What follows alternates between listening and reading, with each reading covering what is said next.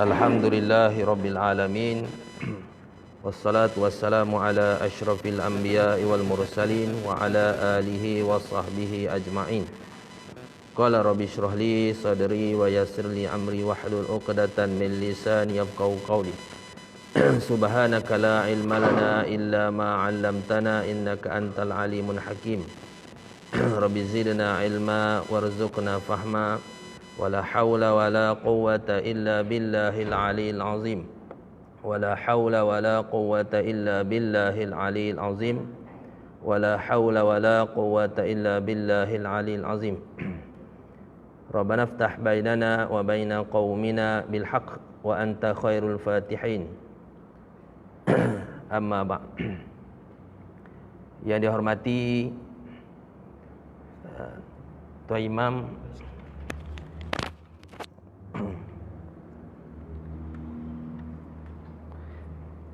yang dihormati Tuan Imam, pengurusi masjid, ahli jawatan kuasa masjid,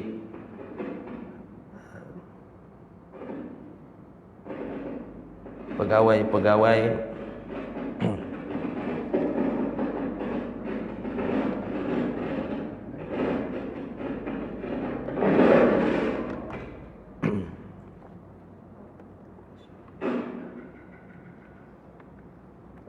muslimin muslimat, pimpinan-pimpinan masyarakat setempat, muslimin muslimat yang dirahmati oleh Allah Subhanahu wa taala sekalian. Alhamdulillah, syukur pada Allah Subhanahu wa taala kerana dengan limpah kurnia, taufik dan hidayah dan inayahnya, Allah Subhanahu wa taala memberi kesempatan kita hidup di atas muka bumi ini lagi,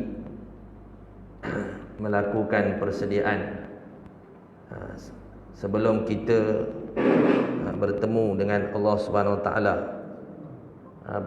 berhijrah ke alam yang seterusnya, alam akhirat, destinasi kita yang seterusnya. Maka kesempatan yang ada ini kita gunakan sebaik mungkin untuk melakukan bekalan yang terbaik sebelum kita sama-sama dijemput oleh Allah Subhanahu Wa Taala. Kullu nafsin za'iqatul maut, tiap-tiap diri itu pasti akan merasai kematian. Persoalannya kita tak tahu bila kematian kita. Kematian tu harus bila-bila masa sahaja. Cuma wajib janji Allah SWT. Kullu nafsin za'iqatul maut, tiap-tiap diri itu pasti akan merasai mati. Yang pastinya masa yang lalu dah lepas, tak boleh berulang lah. Yang pastinya kita makin hari makin ke hadapan, berhijrah, ya.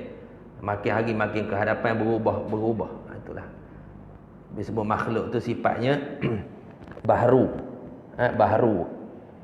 makhluk itu. Dan fana tu maksudnya benda yang lepas tak boleh nak ulang, tu binasa. Baharu semakin lama semakin berubah, setiap masa berubah. Itu panggil baharu. Itulah alam makhluk mungkin. Adapun Allah dah, Allah Taala itu huwal awwal wal akhiru waz zahiru wal batin. Allah Taala lah yang awal, Allah lah yang permulaan, Allah lah yang akhir, Allah lah yang zahir, dan Allah lah yang batin. Kita makhluk ni itulah sifat makhluk, ya, baharu. Maka kita sedar begitu, maka kita kena buat persediaan lah, ya, untuk kita bertemu dengan Allah Subhanahu Wa Taala. Jadi kita menyambung lagi perbincangan kita. Kita sampai bab berapa itu? Nombor apa itu? Nombor 5 dah. Nombor 5, ya. Faedah ilmu ini, iaitu ilmu tauhid ini, iaitu dapat mengenal Tuhan dan percayakan Rasul dan mendapat kebahagiaan hidup di dunia dan akhirat. Dapat kita mengenal Allah Subhanahu Wa Taala, Tuhan kita, dan kita mengenal Rasul. Kita kenal akan Allah. Jadi kita sebut itu matlamat hidup kita ini, iaitu kita mengabdikan diri kepada Allah Subhanahu Wa Taala. Ya. Iyyaka na'budu wa iyyaka nasta'in.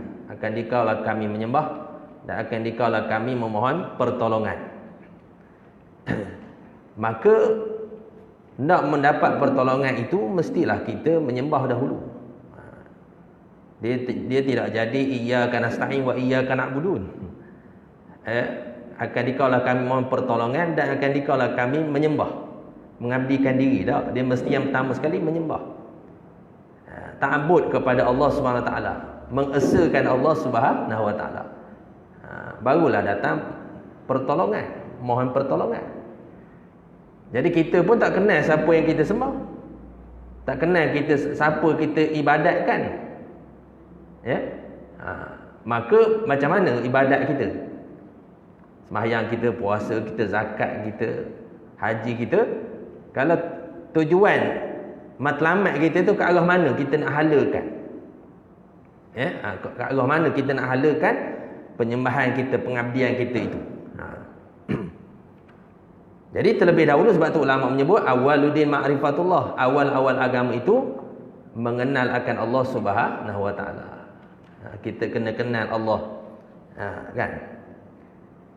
Kenal Allah dalam arti kata lain, iaitu kenal dengan kita mengetahui sifat-sifatnya. Sifat-sifatnya. Kita kenal Allah. Macam mana kenal Allah? Cukup sekadar kita meyakini wujud Allah Subhanahu Wa Taala. Wujud Allah Subhanahu Wa Taala. Sebab tu ulama kata apa?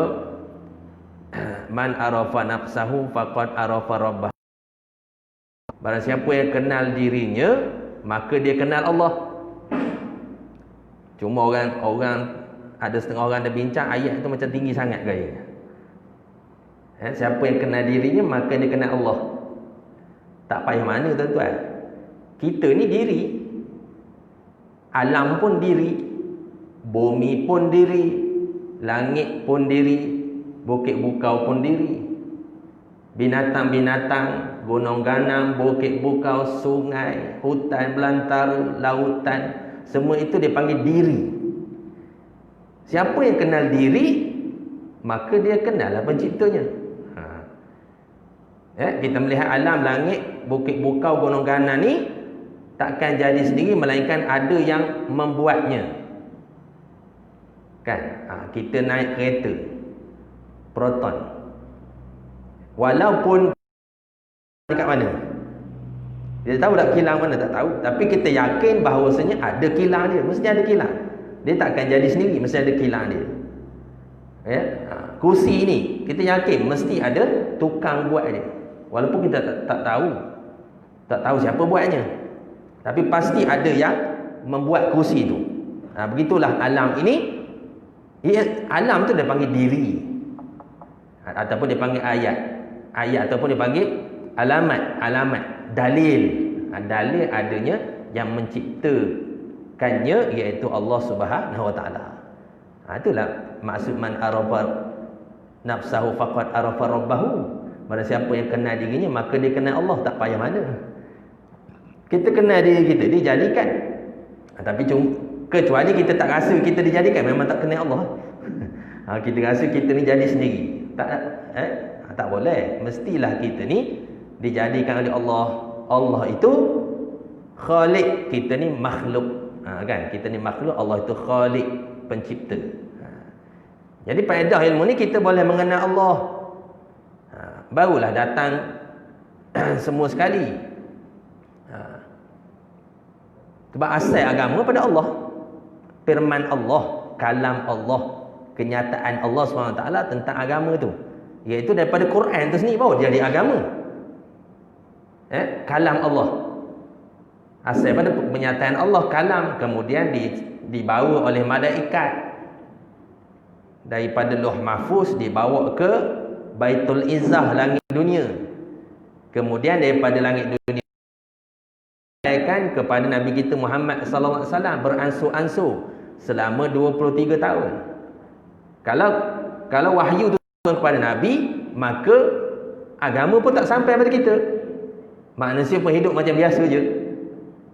Cuma manusia tu dia pandai sendiri. Sampai umur dia sampai tempoh umur dia pandai nak mengawal. Tak ada rumah, takut panas dan hujan, dia pandai buat rumah sendiri. Kan? Dia tengok sampai umur dia tengok orang perempuan, dia rasa lain macam dah. Dulu tak apa, masa kecil dulu. Kan?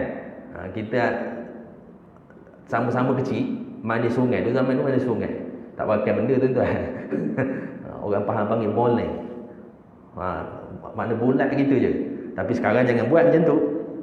Tubik seorang lagi nanti. Kalau buat macam tu, keluar seorang lagi nanti. Tak silap gaya. Cukup 9 bulan keluar seorang. Jangan buat. Masa kecil tak apa. Itu makna fitrah. Sampai umur pandai sendiri. Cuma agama, sebab itulah orang, kalau lelaki suka ke lelaki, bukan fitrah lah tuan-tuan. Lelaki suka ke lelaki, perempuan sukakan perempuan. Ayam jantan pun sukakan ayam betina. Dia tak suka ayam jantan. Kalau ayam jantan suka ayam jantan tu, lari pada fitrah dah. Kan? Sebab tu agama datang. Kan? Contohnya ada orang kata Nabi ni, makna Islam ni menggalakkan poligami contohnya. Mengharukan poligami, kahwin 4. Ni orang lelaki suka dengar cerita ni. Kahwin 4. Dia kata orang Islam ni tak pandai dengan dia kata. Sebenarnya apabila Islam datang, Nabi bawa, Nabi menghadkan kepada 4. Sebelum tu Nabi lebih hanya pada Nabi saja, tapi pada umat Islam 4 saja.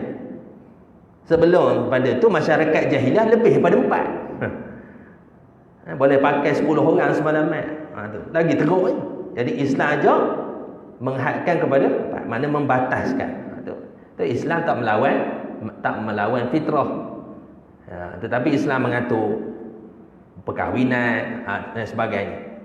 Ada duit, bukan Islam marah cari duit. Carilah. Bukalah mana-mana kitab sekalipun, dalam Quran sekalipun dia tak menyebut berapa duit simpanan kita. Kecuali ASB je, 200,000. Satu akaun 200,000 tak lebih. Tu ASB, bukan Islam tu. Islam kata terpulang berdaulat lah, 1 juta, 1 bilion kena simpan terpulang. Tetapi ada sebahagian hak orang lain, maka kena bayar zakat. Itu maksudnya Islam datang supaya tidak melampaui batas. Itu dia panggil wa bayyinatin minal huda wal furqan, tu kan?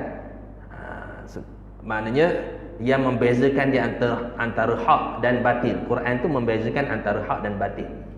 Maka itu asalnya pada Allah. Kemudian kita kenal Rasul apa yang menyampaikan risalah itu. Dan faedah ni kita kenal, dan faedahnya bahagia dunia dan akhirat. Memanglah bila kita ikut jalan Allah dan Rasul, maka bahagia dunia dan akhirat. Itulah kita sebut ihdinas siratal mustaqim, tunjuklah kami jalan yang lurus. Jalan yang lurus apa? Minan nabiyyin was-siddiqin wasyuhada was-salihin. Jalan para nabi, jalan para orang yang membenarkan akan nabi, jalan siddiqin, syuhada, kan? Itu jalan yang lurus. Ghairil maghdub, bukan jalan mereka yang murkai. Al-maghdub Yahudi. Ada kitab, ada panduan dah, ada peraturan dah, tapi membelakangkan kitab ataupun ambil sebahagian pada kitab, meninggalkan sebahagian yang lain, mendustakan nabi-nabi. Itu perangai Yahudi, maka dia termasuk dalam al-maghdub. Kita jangan ikut gitu, sebab kita dah ada kitab yang ni Al-Quran, kan? Jadi bila tak ikut Quran sebenarnya memang tak bahagia di akhirat lah. Itu tujuan kita, maknanya mabadi ataupun perbincangan kita dalam ilmu tauhid ini. Bahagia dunia akhirat, kan? Kemuncaklah, memanglah. Syarat bagi untuk kita bahagia di akhirat iaitu mesti ada iman. Sebab tu iman ni tak boleh. Bila perkara iman, perkara akidah ni, dia bukan perkara yang boleh disangka-sangka, tuan-tuan. Bab iman ni tak boleh sangka-sangka, tak boleh dipikir, tak boleh. Iman ni bukan fikir-fikir, iman ni mesti tahqiq. Tahqiq, umpamanya kita kata Allah, Kita kena yakin sungguh bahawasanya ada Allah SWT. Wujud Allah yang bersifat dengan segala sifat kesempurnaan, yang mustahil bersifat dengan segala sifat kekurangan. Kan? Jadi kita kena yakin kat situ. Tapi kalau ada keraguan, maksudnya iman tu cacat lah.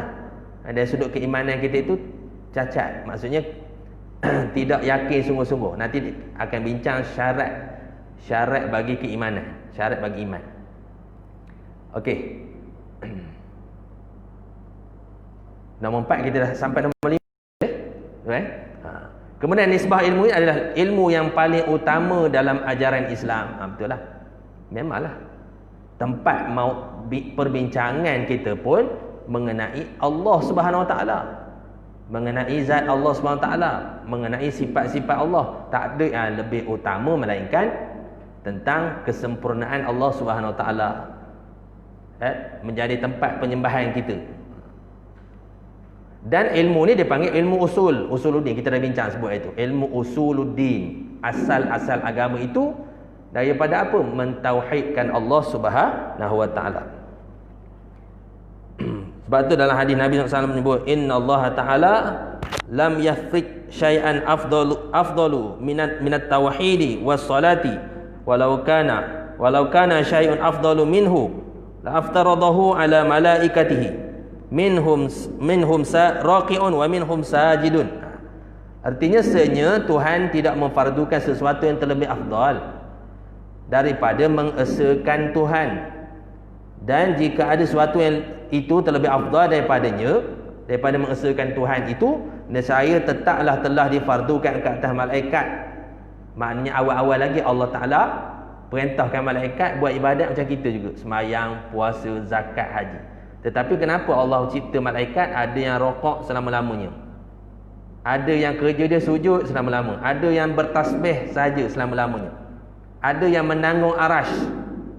Itu je kerja, tak ada kerja lain. Kan? Jadi kalau ada perkara lain lebih afdal pada itu, maka awal-awal lah Allah Ta'ala perintah pada malaikat. Seumpama, tetapi tak, malaikat. Itu menunjukkan yang paling utama iaitu mentauhidkan Allah Subhanahu Wa Ta'ala. Kan, mentauhidkan Allah. Kemudian bila datang ada keimanan, timbul gairah untuk ibadat, maka datanglah kemudiannya furu'uddin, ilmu cabang. Akidah ni maknanya ilmu tauhid ni adalah ibaratnya macam macam apa ni, akar tunjang. Terah dia. Kemudian cabang dia itu ilmu fiqh. Kemudian cabangnya itu ilmu tasawuf. Kan? Tapi semua penting belaka. Ilmu akidah untuk sah iman. Penting tak? Memang penting lah itu. Yang kedua, ilmu fiqh untuk sah ibadat. Kalau ada iman, ibadat tak sah, tak guna, tak jadi ke? Ataupun sah ibadat tapi tasawuf tak belajar, tidak sah iman, sah ibadat, sah pahala. Penting belaka lah untuk kita selamat di akhirat. Tapi yang pertama sekali tahu akidah tu, iman kita tu. Pasal apa? Akhirat nanti sama ada kita kekal ataupun sementara kita dalam neraka itu terpulang pada iman kita. Kalau ada iman, maka kita walaupun kita ni asi, tak sempat taubat atas muka bumi ni, bawa bekal sampai akhirat dosa kita, dan ditimbang di mizan berat dosa kita banding pahala, kita akan dimasukkan ke dalam neraka. Tapi kalau ada iman walaupun, maka akhir sekali akan dimasukkan ke dalam syurga. Iman. Adapun fiqh umpama tak solat, iman ada, maka dia asi, dia ahli maksiat, tak sembahyang, tak puasa, tak zakat, dia ahli maksiat. Ya, sama juga tasawuf, umpama sembahyang, riak, umpama ada riak, ada hasad, rosak juga. Kan? Sembahyang, puasa tapi hasad je kau kan. Innal hasada ya'kulul hasanat kama ta'kulun narul khataba. Sungguhnya hasad itu merosakkan ibadat seumpama api membakar kayu kering. Rosak habis, kita tak sedar. Sampai ke akhirat muflis. Pasal apa? pahala dah habis. Hasad. Payah tuan-tuan nak berubah hati ni. Jiran-jiran sebelah, terutama jiran sebelah payah. Tengok dia pakai kereta, tak pakai kereta baru dapat pencen. Dapat pencen dia tengok apa dia tak beli kereta, kedekut tu. Kedekut pula kata khabar korang tu. Serba tak kena. Orang tu tak beli kereta, kedekut. Padahal orang tu anak dia dah ada kereta, dia jemput dia. Tapi dia tengok apa kedekut. Ada tu beli welfare contoh, welfare. Beli welfare kan. Beli welfare. Dua sekelamin duduk kat rumah. Anak ada kereta masing-masing dah. Dah lepas belaka dah. Ngapa beli welfare? Membazir betul. Penyakit juga. Lepas tu tengok orang sebelah beli kancing. Anak 6 orang beli kancing. Benda lah beli kancing. Anak ramai.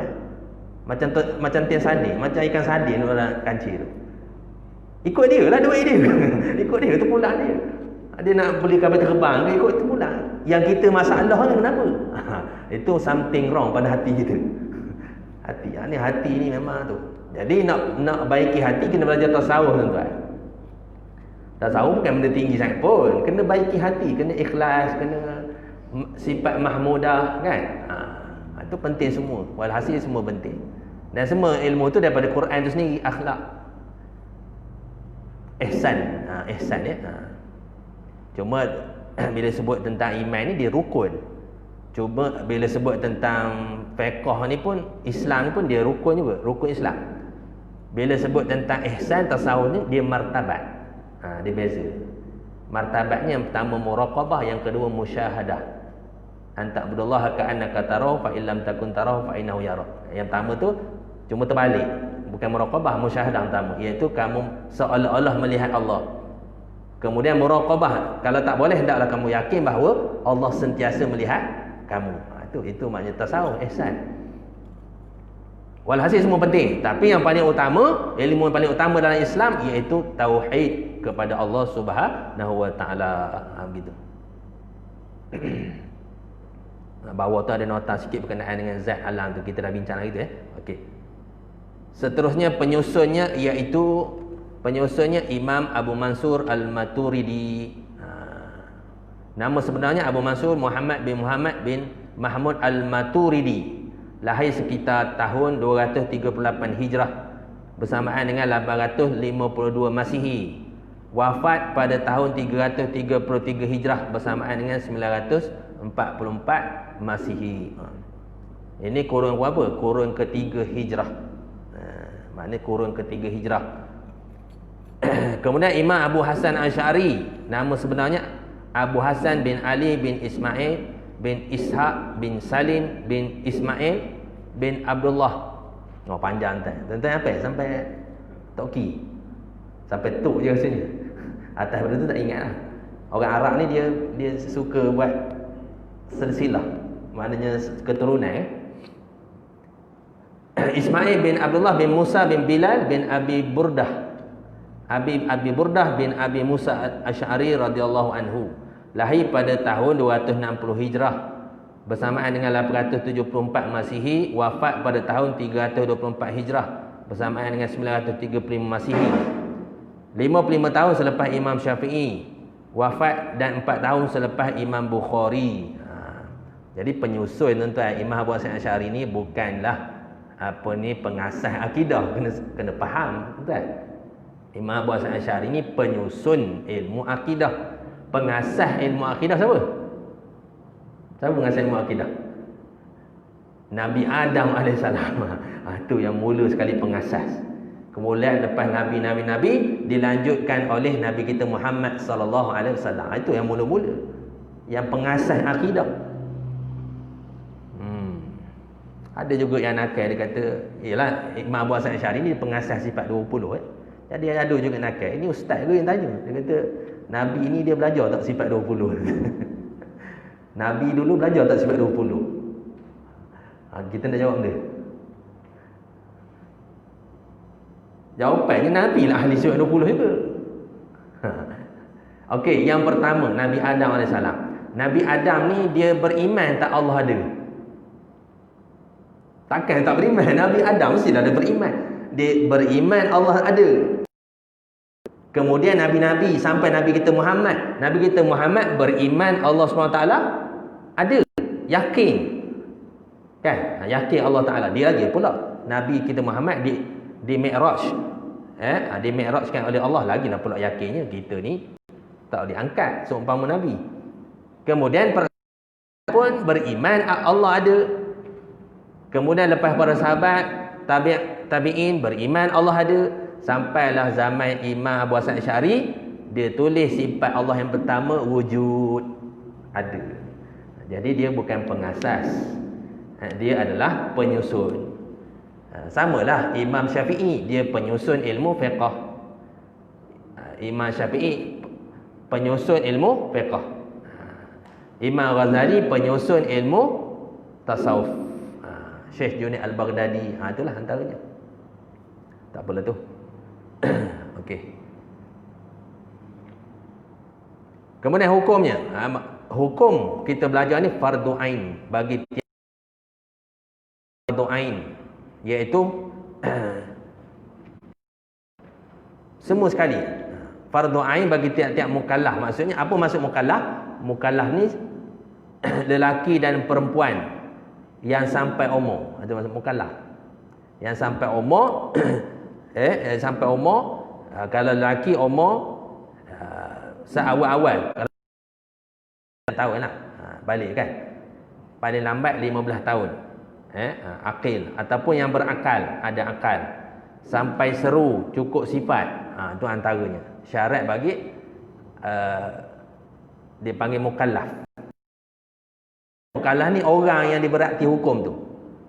Dia berarti hukum apa? Hukum taklifi, haram, wajib, haram, harus. Itu dia panggil hukum taklifi. Yang diberarti kepada tiap-tiap mukallaf. Orang yang akilun balighun, orang yang akil dan baligh. Bila dia sampai akil balik, maka dia diberarti dengan hukum yang 5 tu.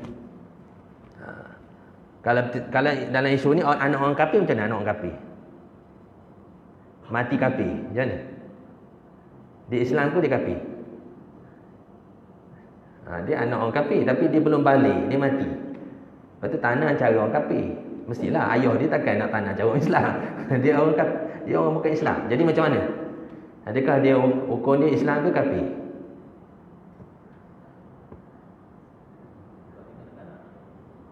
Yelah, dia hukum dia Islam lah. Sebab dia belum balik. Dia Islam. Cuma kita tak boleh lah rampas pada ayah dia. Kan? Ada ulama mengatakan dia jadi apa ni, burung-burung dalam syurga. Kan? Ada ulama mengatakan begitu.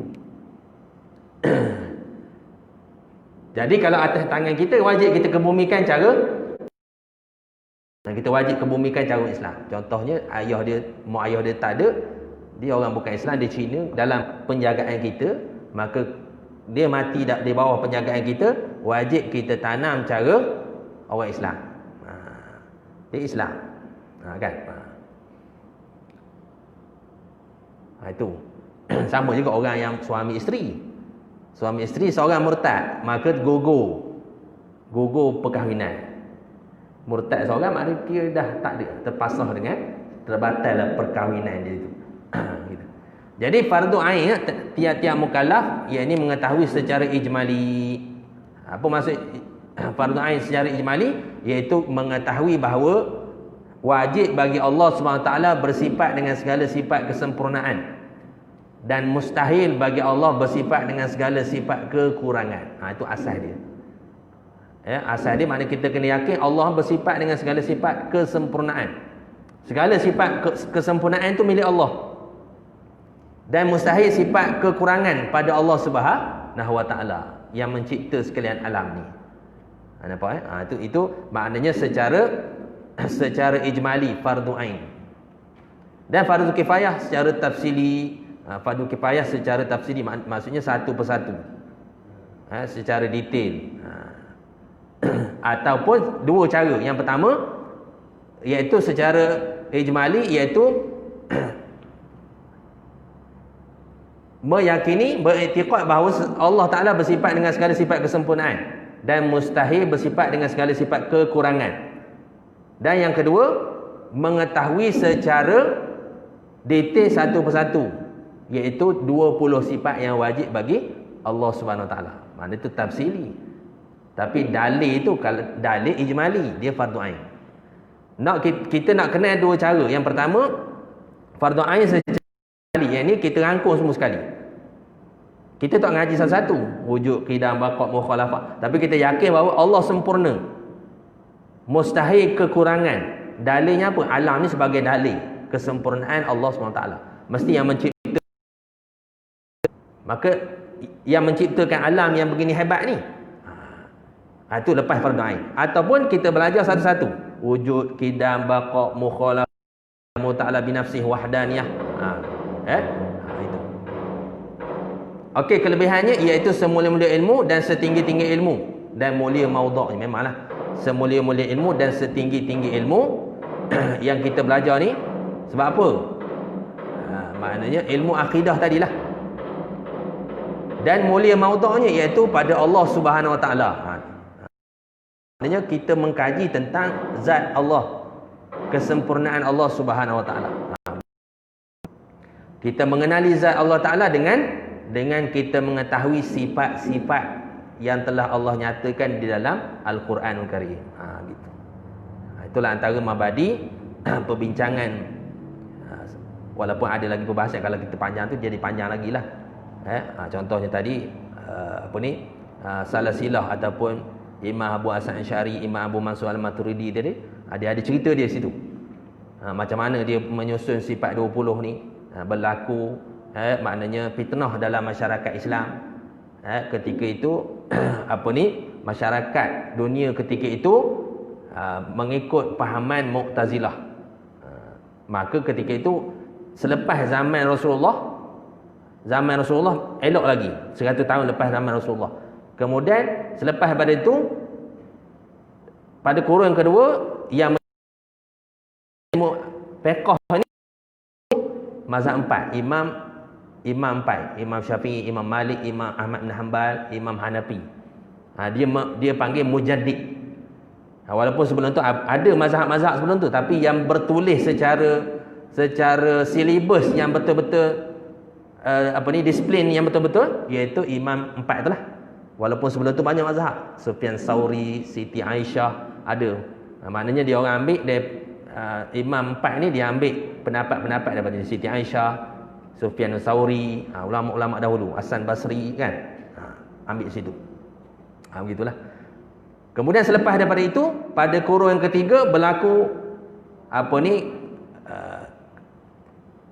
kehancuran, ataupun maknanya manusia ni lari daripada akidah yang sebenar, akidah Ahlussunnah wal Jamaah. Maka ketika itu muncullah iaitu Imam Abu Hasan Asy'ari dan Imam Abu Mansur Maturidi. Selepas pada zaman itu muncullah itu antaranya Imam Ghazali untuk memperbetulkan balik akhlak umat Islam. Lepas tu adalah selepas pada itu antaranya yang kita bincang tentang perayaan Maulid, kan. Walaupun sebelum tu Nabi tak sambut Maulid. Nabi tak sambut hari jadi dia sendiri. Tetapi disebabkan zaman tu orang lupa pada sunnah Rasulullah. Jadi ulama ketika itu berijtihad mengadakan sambutan Maulidur Rasul. Itu. Bukan bermakna memanglah Nabi tak buat, tapi menzahirkan cinta kita kepada Rasulullah sallallahu alaihi wasallam. Itu contohlah. Jadi ulama ni banyak jasa nak banding dengan kita kan. Ada setengah orang tu sampai menidakkan ulama-ulama dahulu. Sampai kata Imam Syafi'i, siapa Imam Syafi'i ni? Dia ingat Imam Syafi'i dia sepupu dia katnya. Dia ingat waris dia katnya. Dia ingat nak bandingkan dia dengan Imam Syafi'i. Mana antara bumi dan langit lah, jauhnya kan. Nak banding dia, siapa kita nak banding dengan Imam Syafi'i? Siapa kita nak banding dengan Imam Ahmad bin Hanbal, Imam Malik, kan? Ada yang kata kita tak pakai imam mazhab, kita pakai Nabi terus je, dia kata. Kita pakai Nabi terus je, ada juga. Ada yang tak mahu pakai Nabi juga, terus pakai Quran. Itu golongan anti hadis. Macam-macam manusia ni.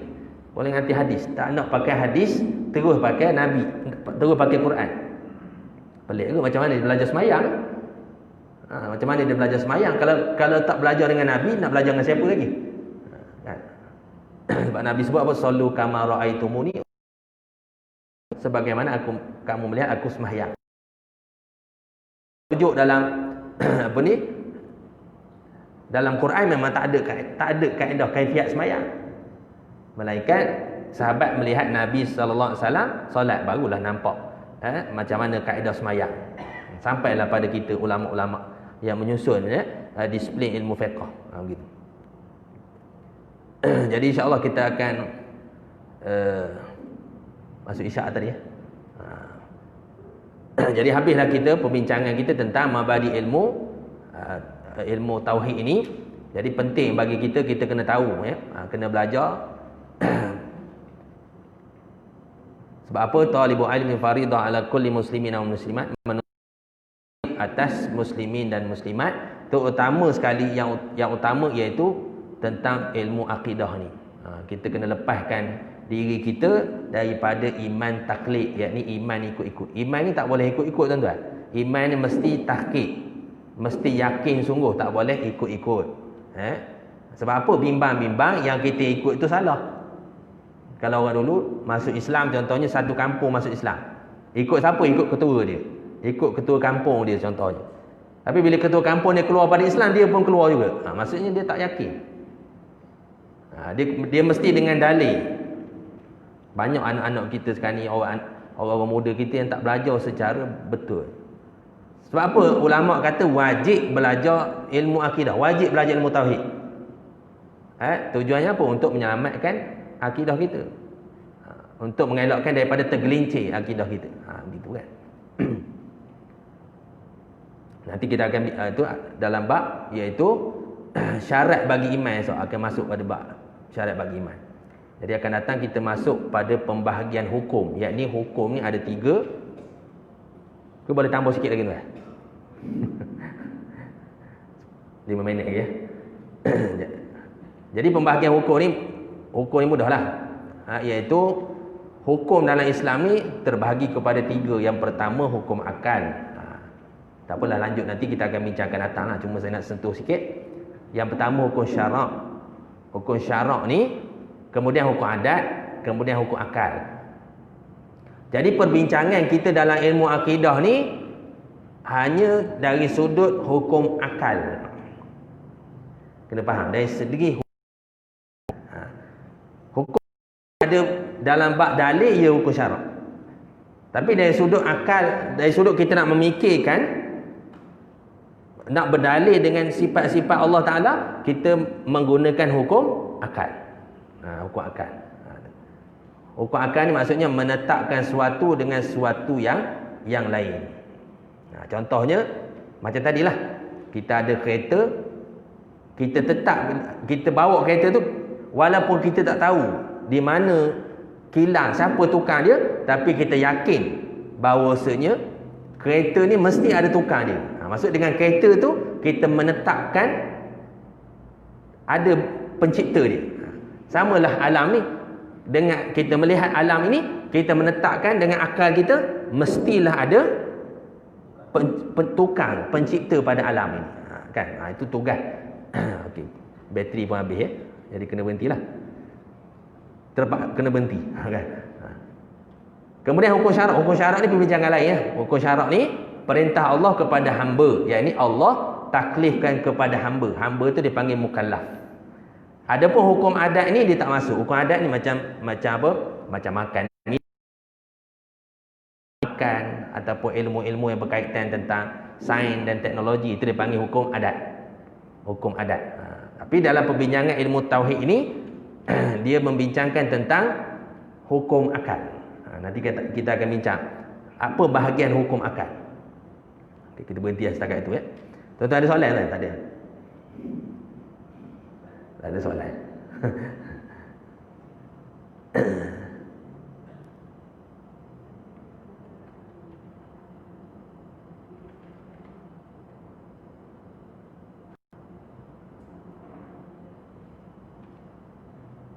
Tak ada, kata ada soalan kita berhenti ya.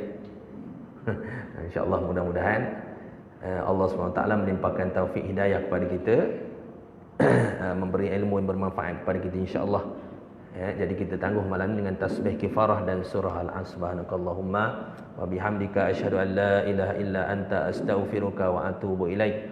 Bismillahirrahmanirrahim. Wal 'asri innal insana lafi khusr illa alladhina amanu wa 'amilus solihat wa tawasaw bil haqq wa tawasaw bis sabr. Wallahu a'lam. Assalamualaikum warahmatullahi wabarakatuh.